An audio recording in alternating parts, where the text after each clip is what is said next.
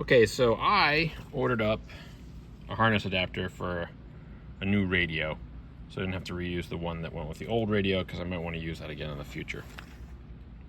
I noticed one weird thing. I went through the wires and tested them, and everything seems fine except for I've got nothing on this orange, which is supposed to be illumination, just somewhere in here, there. And just nothing, no ground, no power, no nothing. And I noticed it's in the center here on the other side of the clip. And I also noticed that this one right here above the ground is empty.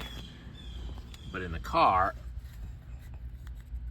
there is no plug in the center, but there's one on the other side.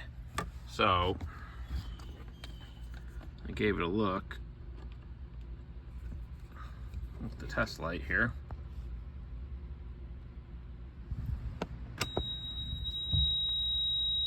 That's the illumination circuit. So I'm gonna get in here with a well, this thing does not want to focus today. Get in there with a paper clip and pull that out and put it in the right location. So if anyone else has this adapter and you can't get the lighting to work, or the dimmer or whatever it is for your radio, that could be why.